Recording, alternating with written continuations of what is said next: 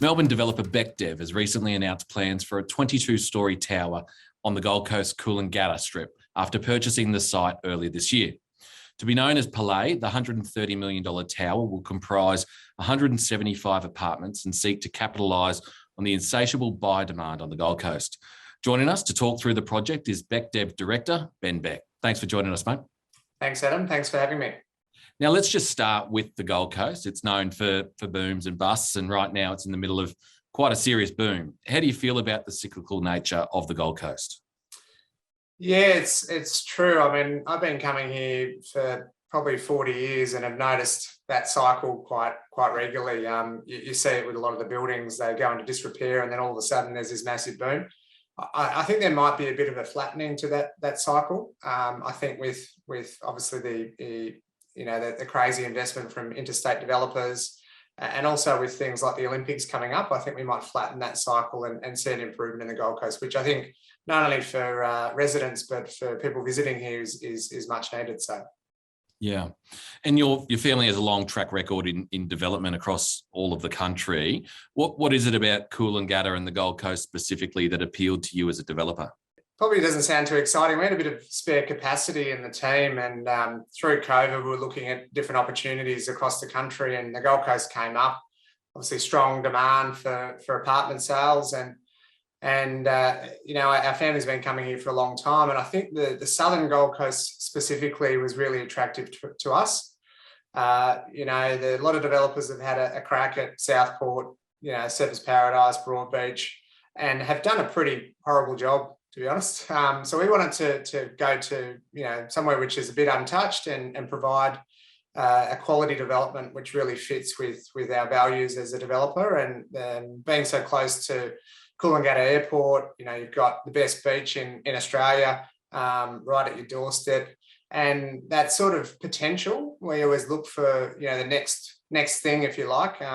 We've proven that across the history of the family development, and Coolangatta's got so many things going for it. So, and you purchased the site for just under $8 million, we understand, after what you guys have described as a very competitive process. Just take us through that acquisition. Yeah, I'm not sure we described it as a competitive process, but I'm sure the agent did, because that helps. So I believe there were six other bidders, both locally and interstate. I guess what won it for us in the end is the site has a heritage aspect to it with the Jazzland dance hall, which is on site.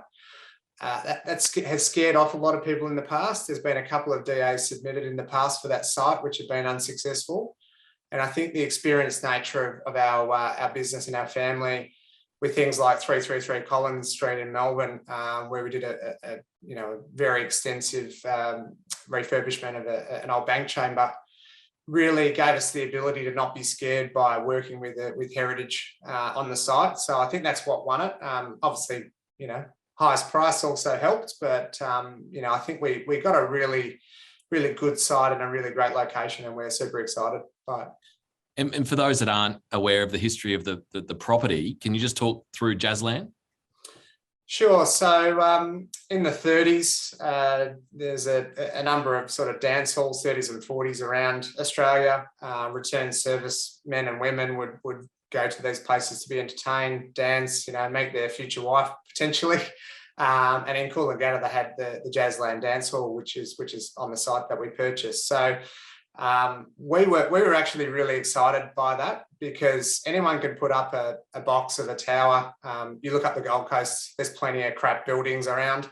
So I think having something a bit different from our point of view, to be able to drive past it in 20, 30, 40, 50 years, but also to attract buyers. I think having something which is a bit different, to whether to describe to their friends or just to be welcomed home by something at a podium level or at ground level that is a bit different to the standard apartment tower is something that we saw some really good value in.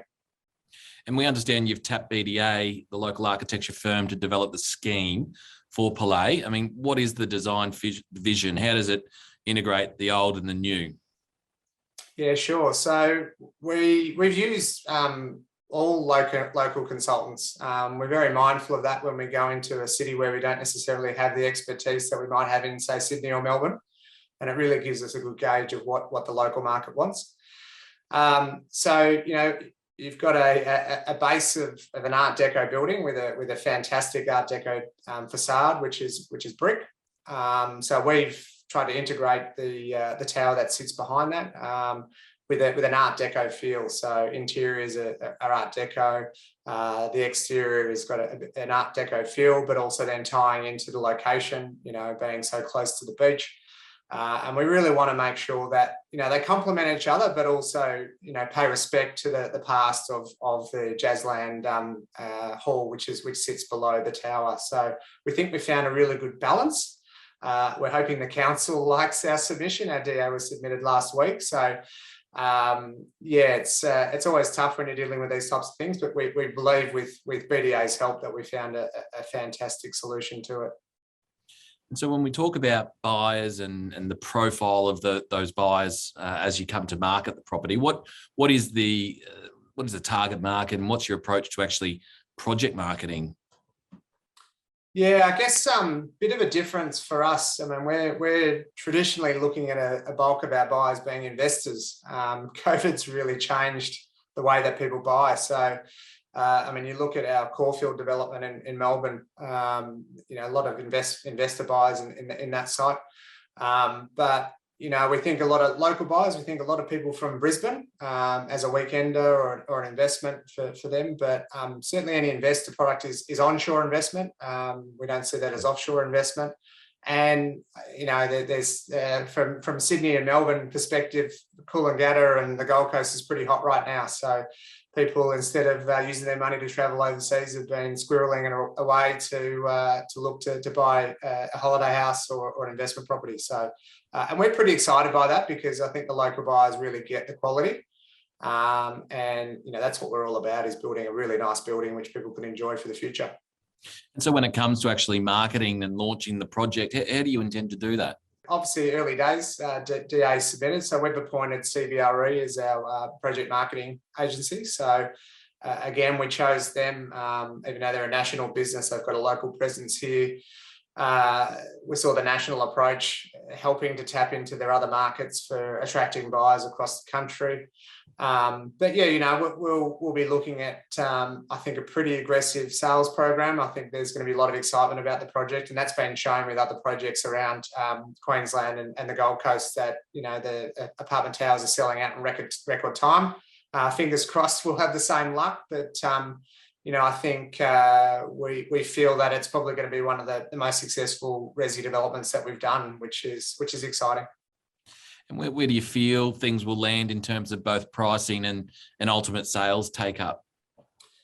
Yeah, so we've been pretty mindful of that.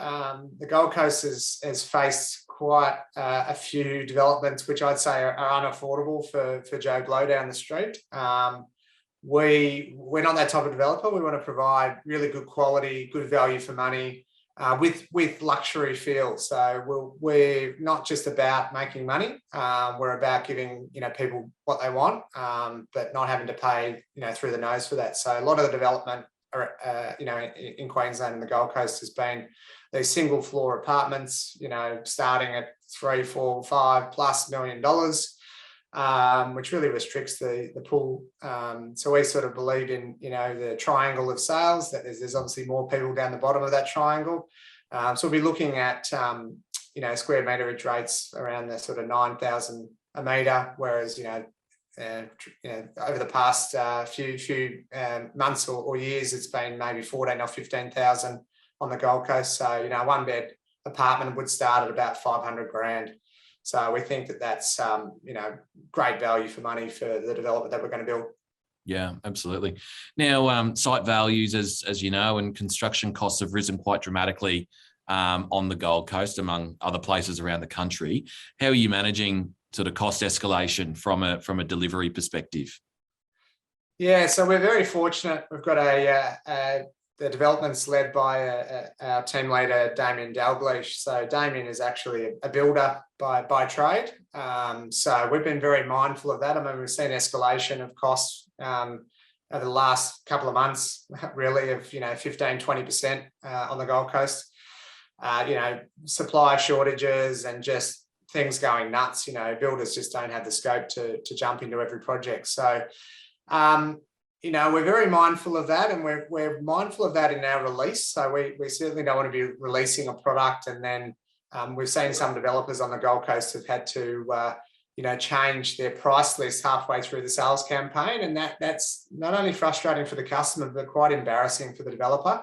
So we'll be sure that we get our pricing right for the build to make sure that what we price the apartments at is right, so the customers aren't don't get any surprises. And then just in terms of timing for the delivery of the project, you've got DA in at the moment. What's the program?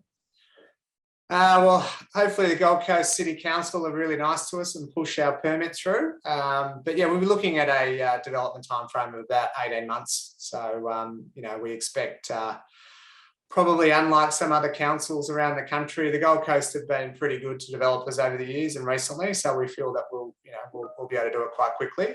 Pretty excited by the chance of getting going with things. And then what about the rest of the Beckdev business nationally? What are you guys up to, and how are you finding things? Yeah, well, I guess my old man has been a developer and a builder for 50 plus years. I've got a lot of family history in the space. I've got a brother who runs Beck Property Group, which is doing Caulfield Village, is probably their most famous development. I'm involved at Essendon Fields, Essendon Airport as a development there. So, Beckdev is looking for new projects. Certainly, I think with how we've approached Queensland, that we probably will stay up here and look at some other sites. We're already talking to a few people about some new sites. So, and while the market is quite hot on the Gold Coast, would be sort of silly not to continue on with development up here. But we've got another development, which is only a small development, which is an industrial unit development in Burleigh, which we're building at the moment. So pretty excited about the Gold Coast and Queensland in general. But that certainly won't stop us from doing other sites across the country. Well, we look forward to seeing what Palais has to offer, and wish you all the very best. Awesome. Thank you, Adam. Thanks for your time. Thanks, Ben.